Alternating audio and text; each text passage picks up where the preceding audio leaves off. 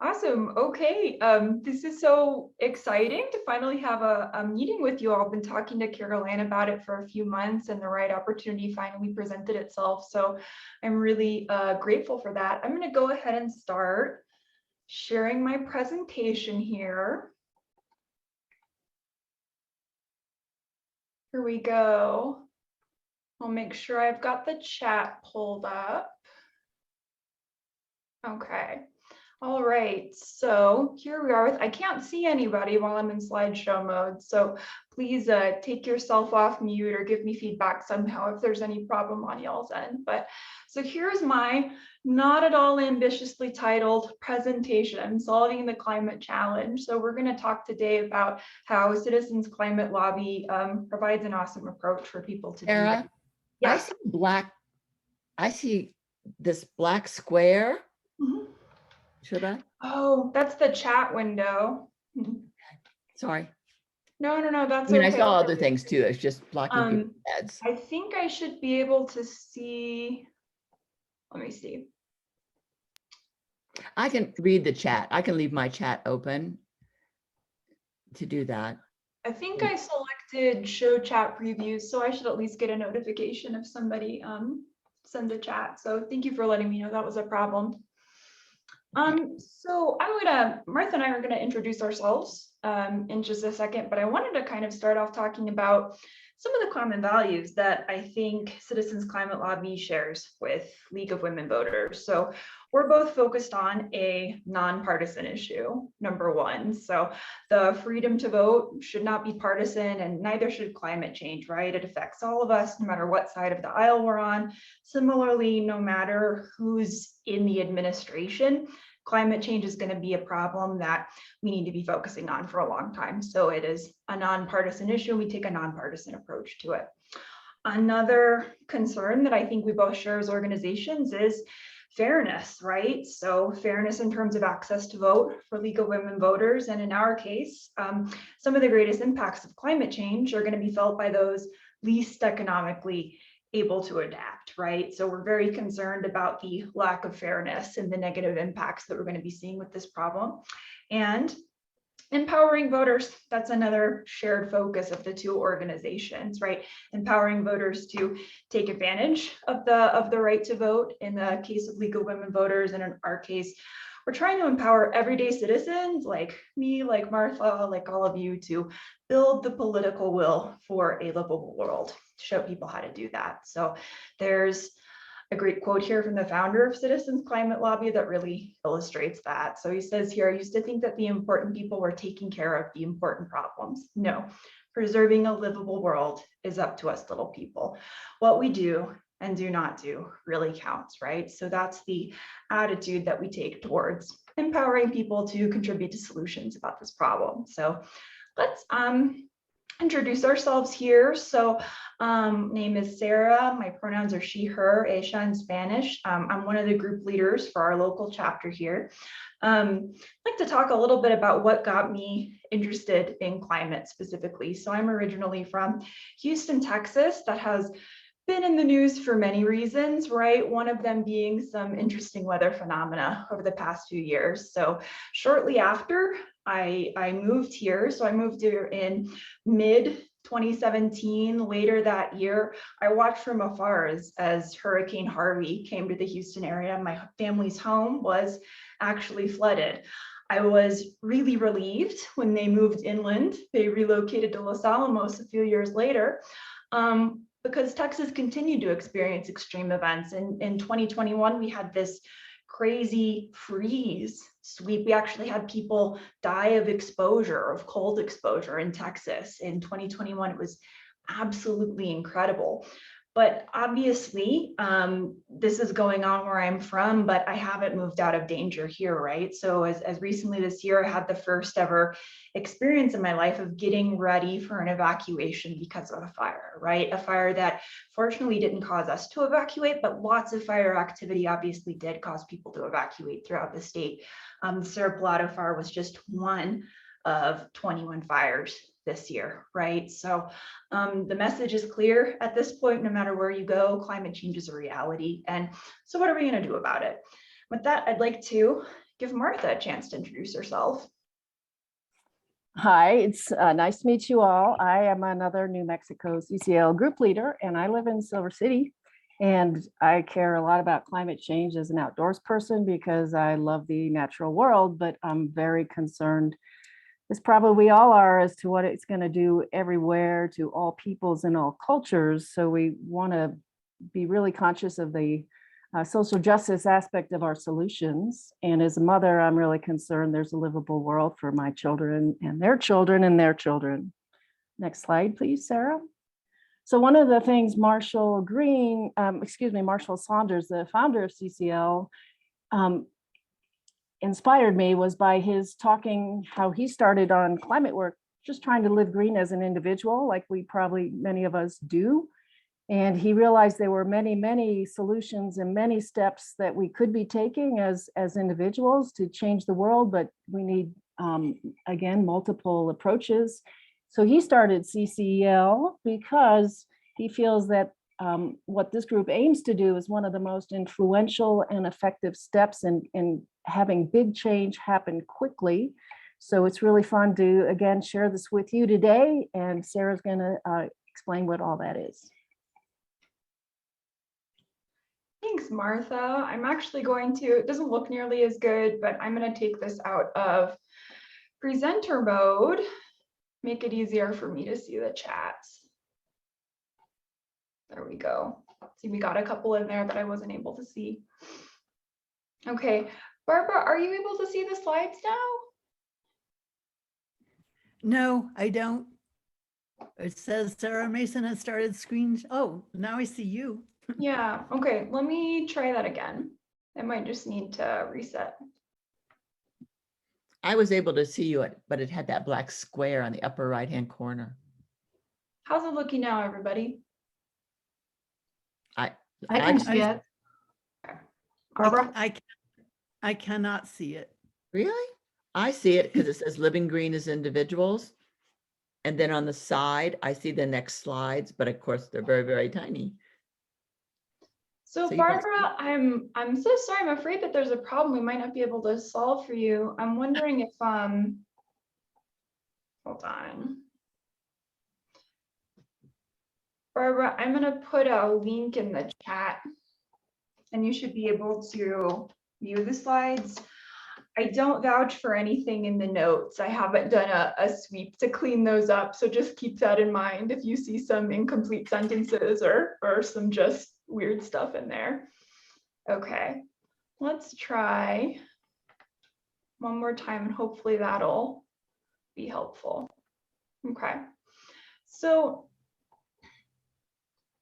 let's go now to our agenda, and I'm liking this more because I can see everybody. Let's go now to our agenda. So we're going to talk a little bit about what do we already know about climate change. Knowing this is Los Alamos, the answer is probably a lot more than I do. So we might not have to spend a ton of time on this one. Then we're going to transition to talking a little bit more about our organization and the kinds of solutions that we support. And then we always like to kind of end on a positive note. So what actions can you all take specifically to help support this goal that I think we all share of maintaining a livable world? So let's do a quick poll. The question is, how familiar are you already with the facts and science of climate change? So the idea would be this fist of 5 technique. 5 is I'm totally up on this stuff. 3 is I'm well versed in the basics. And 1 is I haven't the faintest idea. So show me your 5 or maybe put it in the chat. Okay, I think I'm getting all 5 from Rebecca. 4. Okay, I think maybe in the general population, I'm a 3, and Los Alamos, I feel like a 1 or a 2, probably. So wherever you are, don't feel bad.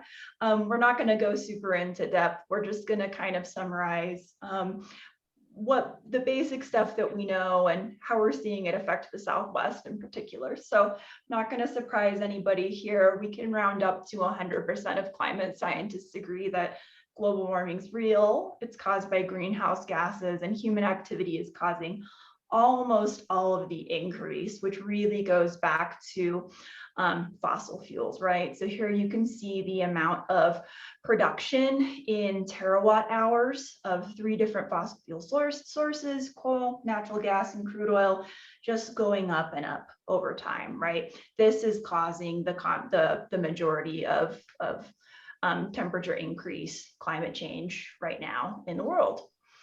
How is this affecting us? Let's just talk a little bit about the Southwest region in particular. So we've got some visualizations here that show the percentage of Western area in different drought monitored categories, the darker being a more severe drought. And you can see the darker colors going up in area over time from 2000 to 2022.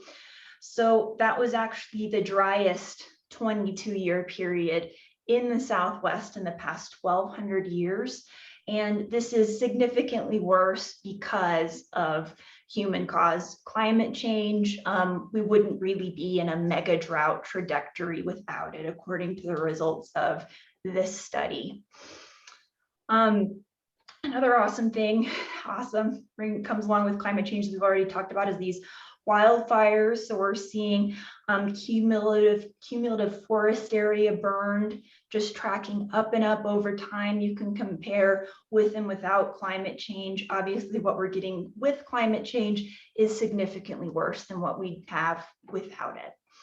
And the fun thing about this, right, is it's something we get to share with the rest of the country via wildfire smoke exposure, right? So here on the map, we see amounts of exposure with darker colors having more exposure, right? So even in a lot of the parts of the country that don't have the wildfires, like the entire Midwest, we're seeing really high levels of smoke exposure during this time. It's quite impressive. Right, then you can kind of see the transition there, what we're expecting and experiencing as we move into the future. Extreme heat is another one that's really impactful for our region. So here we're seeing a projected increase in days above 90 degrees Fahrenheit in 2060 versus 1990, kind of a worst case scenario. And extreme heat is really destructive. So data from a 2006 California heat wave, we had 600 deaths, 16,000 emergency room visits, 1,100 hospitalizations, 5.4 billion in economic costs, right?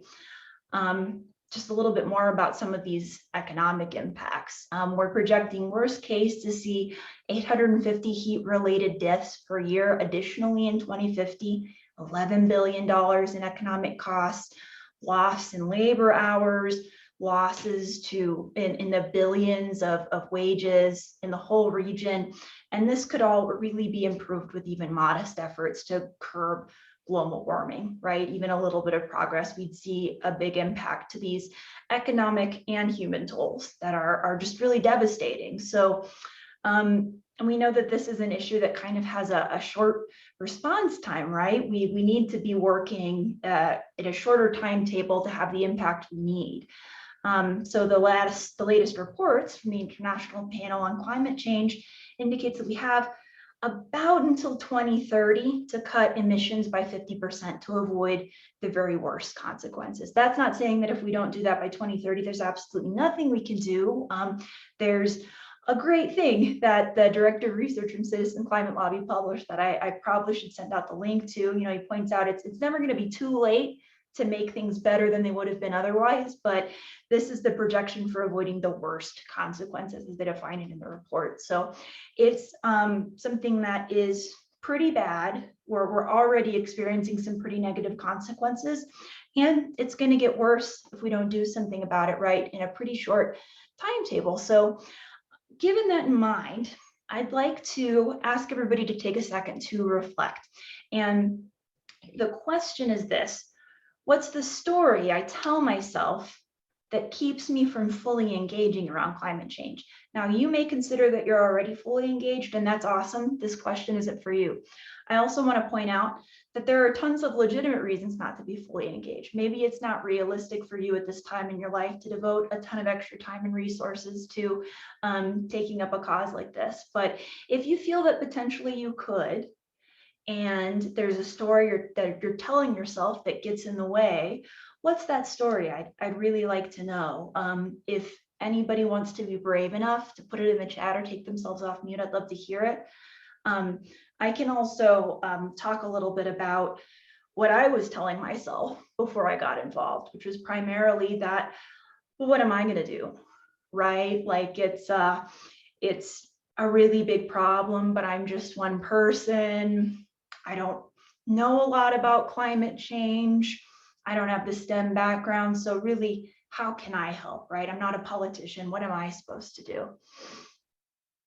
Okay, interesting, Rebecca. I keep on taking airplanes to visit family. So I know that is going to lead to some carbon emissions, but I think we're going to present some options here that don't rely too much on you changing your behavior as a consumer in order to have an impact. But stay tuned for that at the end. I really appreciate hearing the contribution.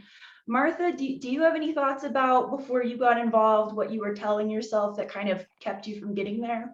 I think some of it was just timidity, and I certainly got trained to be a little bit braver and more knowledgeable when I learned how to lobby my Congress people through CCL.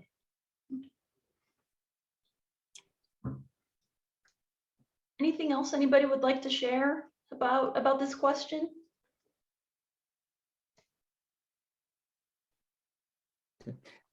You know, I think, well, should I get rid of my relatively new gas stove and get in whatever the other new thing is, because I can't do electric. You know, it's like, so then I'm going to throw away a perfectly good stove. Not that I use it a lot, but it is gas because that's what was here when we bought the house. You know, I mean, it was. Should I get rid of the gas water heater things? I mean, it's a lot of thinking. Then you're getting rid of more trash. So I don't know. I think that's one of the things. You know, I am aware of how bad I am being. I do want to say that, but I think it's hard to know exactly what to do. I mean, I try to save water. We used to live in California, so for the last 40 years, we put 3-gallon buckets, and because it takes at least 1.5 of those to get hot water for a shower. So then we tape the water and we water plants with it. Winter, we use it for flushing the toilet. If it's, you know, it's snowing out, there's no reason to put water out. But those are such small things. But at the same time, I was just talking to someone the other day and we were saying, yeah, it is a small thing and maybe it won't make a huge difference. But if everybody did it, it would be cumulative and it would make some difference. I don't know. So we all make a difference. So that's what I have to say.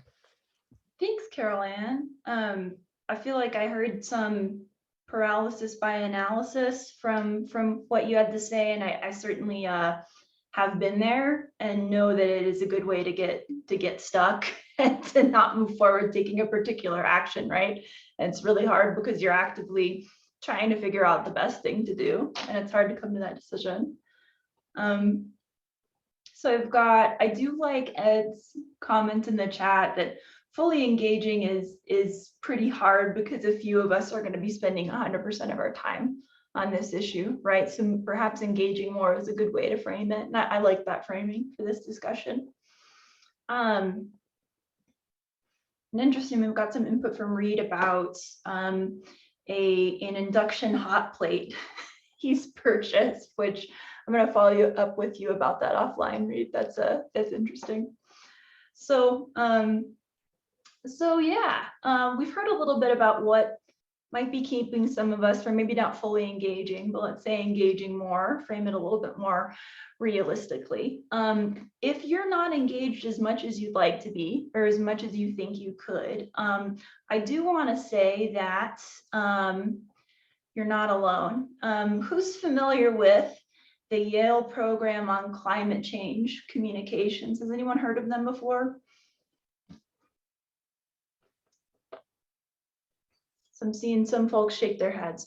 They are a really cool program out of Yale. They do a number of interesting things. One of them is about twice a year, they send out a survey, and these people are expert surveyors. They're trained in the art and science and the analysis and stuff. So they do this really good survey twice a year about attitudes on climate change and how those might interact with demographic factors, political affiliation, stuff like that. And what they've found over the years is they call 6 Americas, global warming 6 Americas. And those are people who are alarmed, concerned, cautious, disengaged, doubtful, and dismissive, right? And so people fall into these kind of 6 big groups in terms of their attitude and level of concern. The last survey they sent out illustrated something really interesting. So people who are alarmed and concerned, so the 2 most worried, the 2 groups who most strongly believe this is a problem, they actually outnumber the doubtful and dismissive by about 3 to 1. So I think this is really cool. I seem to encounter anecdotally a lot of folks who believe that climate change denialism is a really big problem in the US. I'm not going to say it's not a problem, because ideally those numbers would be 0. So it is a problem, but these folks are actually a pretty small minority in the country right now, according to just the latest data that we have. And that's good news. The other thing that I think is really interesting here is what they consistently find is no matter which of these groups you belong in, you have something in common, which is that you're not necessarily taking a lot of actions, right? So even the people who are most concerned, are alarmed and concerned Americas, are not engaging as much as they could be on this issue, right? So if you feel like you're not doing enough right now, you're not alone, basically. And so hopefully at this point in the presentation, we can shift to a little bit more of oh, that's an interesting question for Reed. If you calibrate those percentages against who holds power. So Reed, you can find significant demographic information about these people. They do obviously find that Democrats are more likely to be more concerned, but there's actually a large number of Republicans who are falling more and more to the left here in terms of their affiliation over time, right? The doubtful and dismissive are they're so small in number, like not nearly all Republicans fall into that category, right? But in terms of if any of these people are in office, I don't know if we have that information. I'll try and get you the links and you can kind of peruse it and maybe find some interesting stuff in there. So once again, transitioning here to kind of the more positive part, what can we actually do? Citizens Climate Lobby basically takes the position that there's 4 ingredients needed to get people to make that transition from let's wait and see to let's get going and actually doing something. So for these folks to have a personal conviction, for there to be a clear path to success, for us to all have opportunities to take action to further us along that path and to provide support along the way, because it can be really discouraging and progress is slow, right? So supporting each other is really important. So the way the organization kind of works on these 4 points is number 1, providing education and training on a really large scale on a very broad number of topics related to climate advocacy, helping people establish and maintain that personal conviction about working on the problem. Citizens Climate Lobby has a roadmap to effective national climate policy. We're going to look at one of their big proposals in more detail later. There are action opportunities. They can come out to you as frequently as every week if you'd like to take them. So there's specific next steps that are spelled out for you, make it easy to do something, to get involved. And then support, we support each other. We're a really large organization. There's not as many members in New Mexico that we'd like, but there's several of us that are really involved and we're growing. And I might be biased, but I think me and Martha and the other folks who are involved are really great. We promote a positive environment to get involved with this advocacy. So talking more about the roadmap to success, the effective climate policy. So we want to make sure it has some certain characteristics. So number 1, driving a large scale change quickly, which is what we've established is the need here, right?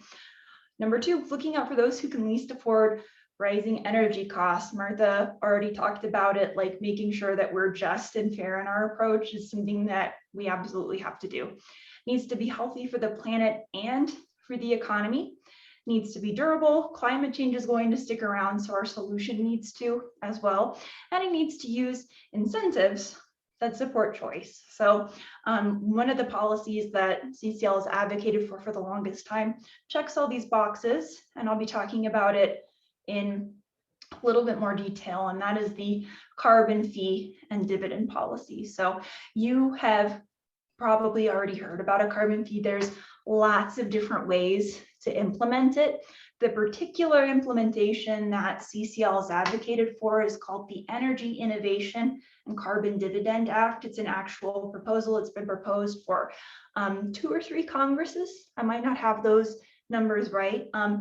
That's the implementation I'm going to be talking about. You might have heard of other approaches that are a little bit different, and those are just some of the possibilities that exist. The way it's going to work, according to the CCL implementation, is charging a fee on fossil fuels at the source of production, and then returning 100% of that net revenue to households as a dividend.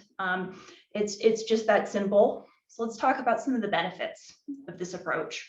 Number one, obviously, emission reductions. So we have looking at percentage of emissions compared to 2005. Obviously, business as usual, we're not really going to see any changes, just stays flat. So this is the range of emissions that we want, right, to stay within that 1.5 to 2% temperature increase target. And the Energy Innovation and Carbon Dividend Act would get there, right? So all of the modeling that CCL has done, which is extensive, indicates that this is one of the single most effective policies we could have in terms of emissions reduction. And so what does that do for us when we reduce emissions? All kinds of things. There we go. Ooh, and this is one, forgot about this animation. I don't actually know a ton about the clean electricity payment program, so I'm not gonna expand on that a ton more. So benefits. Number one, this is gonna create an enormous number of jobs in alternate energy sources. So we're having $800 billion in annual costs from the different harms of fossil fuels. And we're going to have in this future, clean energy jobs created in local communities. And so I do want to emphasize local. The CCL Director of Research prepared a presentation about the economic benefits of this approach for the Intermountain West region for iWest, which had a listening session with them in May. So I stole some of those data to talk a little bit about how impactful this will be for our region. So here's the solar technical potential in each state. So basically, the darker the state is, the more you've exploited the potential in the state, right? So New Mexico, we're not nearly where we could be in terms of our potential solar production. I think we've got wind here, right? Wind potential production in the state, right? We have a ton more increase we could do. And this kind of economic incentive would really help us see dark red and dark blue on these two maps. There we go. Not sure what happened with those slides, but we're back to the part that I understand. So in terms of economic benefits, the data presented for iWest is that we could see potentially $1 billion in annual economic benefits for the region coming from this increased renewable energy production from construction wages, land lease wages, tax revenue, and O&M wages. Bring in potentially an annual $1 billion to just our region. Obviously, the health benefits, we talked about some of the costs. The health benefits would be enormous. We've got 4.5 million lives projected to be saved over the next 50 years because of the reduction in air pollution. I do want to pause. We had a question about the Inflation Reduction Act and how much it would affect emissions reductions. So I don't know where exactly it fits on that visualization read. I know the results are supposed to be very, very good. So the thing about this policy we're talking about now, carbon fee and dividend, it's really the single most effective thing you can do. The Inflation Reduction Act doesn't have a carbon fee, but it does have a methane fee and lots of other policies that when cobbled together are going to have a significant effect, but I don't have a visualization or specifics on the numbers. I can get that for you if that's something you're interested in seeing, because I know the director of research recently put something out.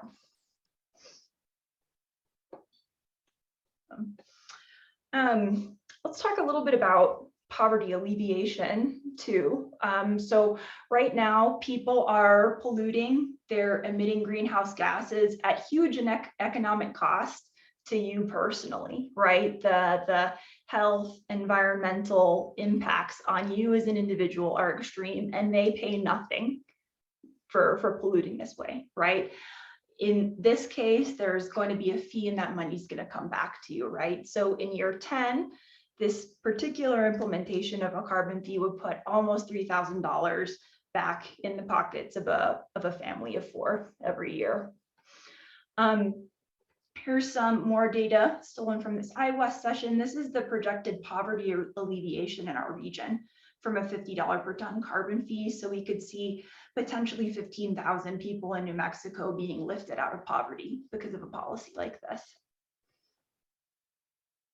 And so another thing that I thought would be really impactful to see some of the endorsements this has gotten. So I chose some people that I think will earn some respect amongst Los Alamosans, right? So we've got the director of the Climate Science Center from Texas Tech, Catherine Hayhoe, saying as a scientist, she's in favor of any legislation that will reduce carbon emissions and has broad-based support. So specifically the Energy Innovation and Carbon Dividend Act is going to have a lot of impact, you know, according to this climate subject matter expert. Here we've got James Hansen, so former director of the NASA Goddard Institute for Space Studies and an adjunct professor at Columbia University still. So this is going to serve the people by cutting carbon emissions and putting money back in people's pockets, giving us a chance to fight climate change seriously and on a big scale. So we've got another awesome endorsement here. So let's talk a little bit more about, so this is like what CCL's proposing. Now we're starting to transition into what have we actually gotten done and what are our methods, right? What are our methods for encouraging, advocating for these proposals? So 4 pieces of bipartisan climate change legislation that CCL specifically lobbied for were signed into law in 2021 through the omnibus bill and the bipartisan infrastructure bill. So some results we're super happy about. And 2 climate bills passed through at least 1 chamber of Congress and might still make it to the other side, I think, the Growing Climate Solutions Act and the Hope for Homes Act. So those are some pretty exciting results. Kind of moving to talking a little bit more about how we get those results and how potentially you all could get involved. So your action plan, I'm not here today to tell people to stop using their gas stove, take fewer flights, get an electric vehicle. If you want to take those actions, if that's important to you, then I think that's great to do. So I don't want to discourage anybody from doing what they consider to be personally responsible. However, the solutions that CCL advocates for are much bigger than that, enacted at the national level, so that we make changes that have a big enough impact that it doesn't rely on everybody having to micromanage every part of their life and know what kind of decision to make out of the thousands and thousands of possibilities, kind of like Caroline was talking about earlier. There's so many things, what should I do? One thing you can do is focus on these national solutions that are going to have a really broad impact. So your action plan can be advocating for an effective national policy and continuing to act locally. We're going to talk about some local actions you can do to share what you know about climate change and open doors for us, basically, to be able to do the kind of advocacy work we like to as an organization.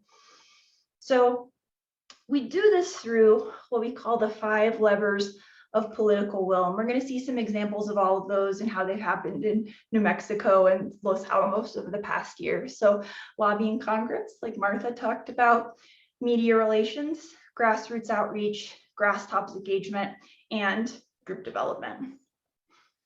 So I think you might not be able to see the screen. Hopefully you see the end result, which is the enormous number of chapters we currently have in the continental US. So we've got more than 200,000 people in the network. There's over 590 groups, some of them international. And so it's a really big community you can connect and engage with while you're doing this. So one of the things we focus on is grassroots outreach. So there were 381 grassroots outreach events logged by Citizens Climate Lobby volunteers over 2021. This can be a lot of different things. This is a grassroots outreach event right now. So online meetings, Zoom presentations, virtual or in-person climate meetups, and clipboarding or tabling. So we were out there clipboarding at the Earth Day Festival this year for the Ukraine Calling campaign. So that's one example of one of those 381 activities that happened locally. Engaging local leaders is another option. So primarily to get endorsements, right? That's the goal of this activity. So over the past 3 years, there's been 3,000 endorsements logged for the Energy Innovation and Carbon Dividend Act. One example of this kind of activity that happened in Los Alamos was this iWest listening session that happened in May. That was super cool. So I could have mentioned this with the last one, but it's really important to think about what groups, what leaders, what events do you know where we will be good to set up a table, to come make a presentation, to come talk to people. We have volunteers in the state who want to do it. I'll come do a presentation for anybody, anytime, especially if it's virtual, right? But we really depend on more people to get involved and have those personal connections to get our foot in the door, basically.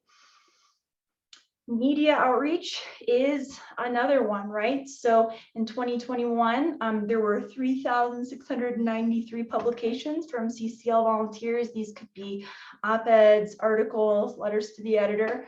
There's letter writing parties virtually held pretty often. We've got social media prompts and things to share on Facebook and Twitter. I should have posted, CCL New Mexico actually has an Instagram too, which has some great stuff on it. So CCL New Mexico volunteers are out there publishing in local media too. So I found 16 publications logged so far in 2022. We lobby directly with our members of Congress. I'm curious if anybody here has participated in a lobbying meeting with a member of Congress or somebody from their staff. Does anybody here have a previous experience doing that?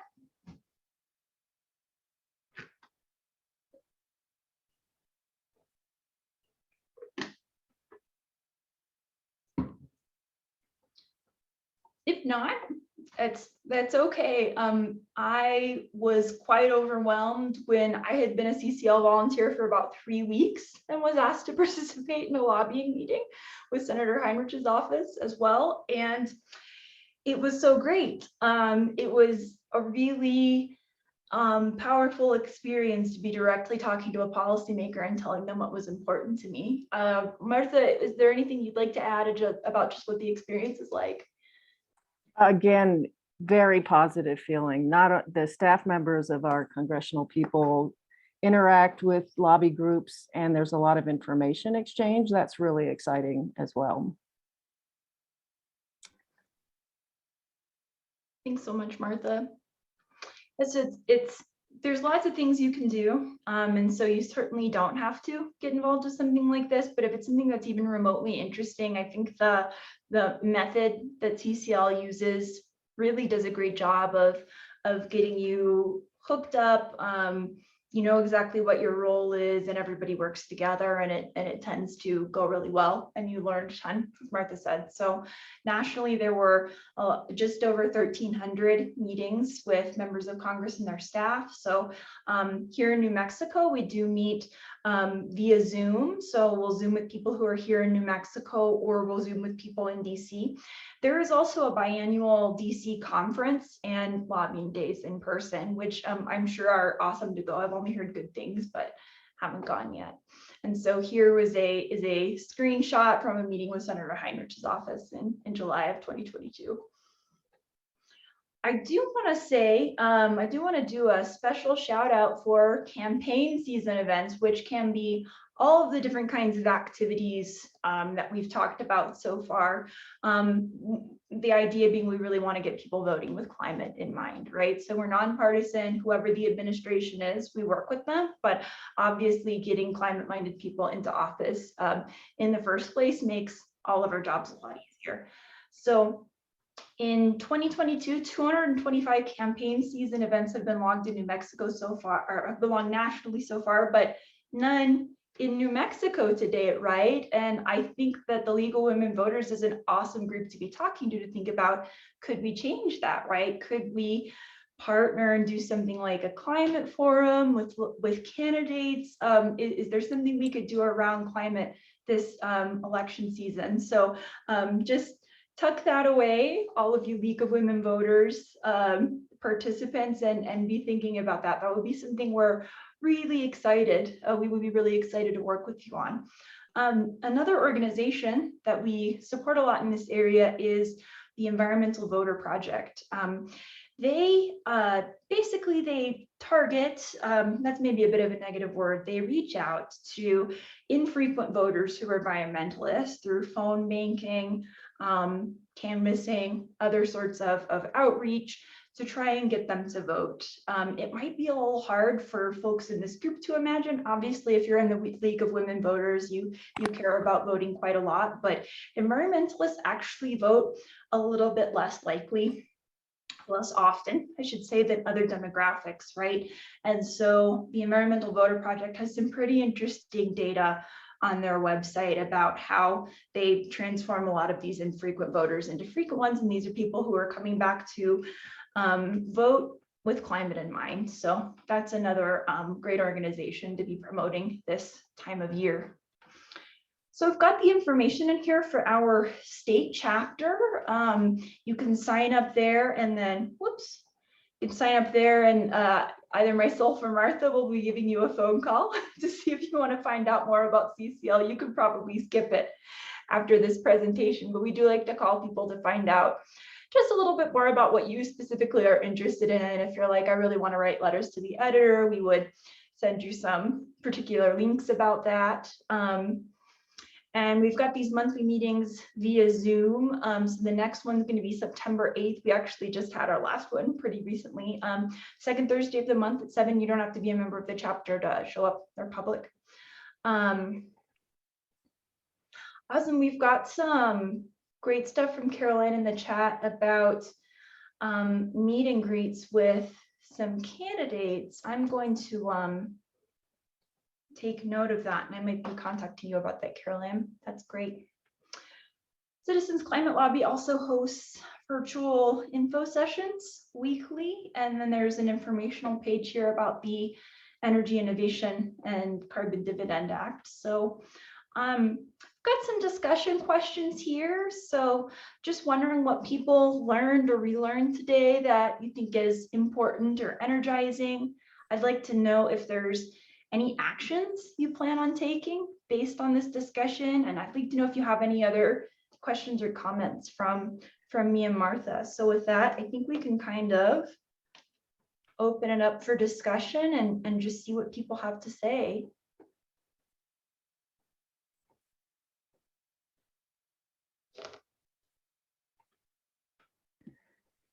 So y'all have any questions, anybody? No? That's because you all said you knew everything. Reed, come on. I know you have something to say. Because I always have opinions on everything. Yes. Yeah, well, I do actually. And the background is that several years ago, we tried to get solar panels on our house, and it turned out that we had too many beautiful trees to make it worthwhile. But across the street, there's Aspen School that has a massive amount of flat roof space. And so I've never followed up, but I thought it would be cool if the schools put a bunch of solar panels on their roofs and sold the power to the county. And what they would get from that is money. And I know that the schools like money. Let me just dive in here a little bit. I moved here Mhm. recently from Laramie, Wyoming, and there Mhm. were solar grants offered by the power companies. And the schools in our town started to apply for grants to have solar on their own buildings to produce power for the buildings. It was pretty Mhm. exciting, and it took some community activists to get that rolling. And that's just what it takes, is finding out where Mhm. the school is and the school board is, and is it an option? Are there community ways to do that? Go for it. You know, if we can't do it on our own homes, we should be pushing for Mhm. community solar big time. No, Yeah, and my take is that my guess is that the schools here would be generally supportive, but leadership tends not to be very creative, and so they would need some pushing. And and I will parents and say, students, if the students get Mhm. involved, That's a their good point. voices are really heard. Okay. I mean, two things that I can say. One about Aspen. Aspen is one of 3 schools who actually have reusable trays, for the Mhm. kids, so they're not having to use paper plates and styrofoam and all that kind of stuff. Number Mhm. one. And number 2, I was quite verbal, as I know that is a surprise to everyone. When they were building Barranca, when they were about to build Barranca, let me put it before they built it. And I said, why don't we put on solar panels now that we're building it? So we could, kind of incorporate all that.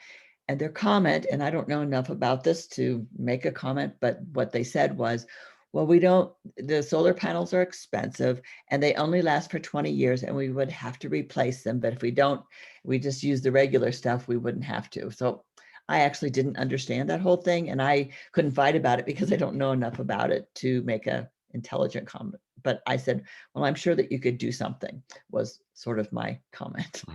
Mhm. So I don't know, because the next schools that will be built are in White Rock, Pinon and Mhm. Chimisa.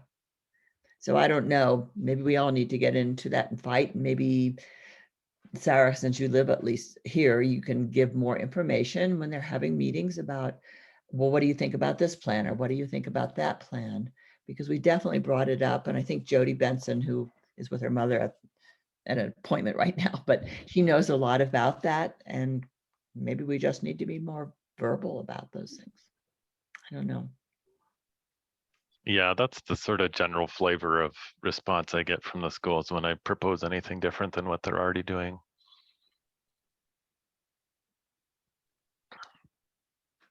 Or maybe we can talk to the school board. Maybe Yeah, that. I agree. I think that there's real opportunities here. Mhm.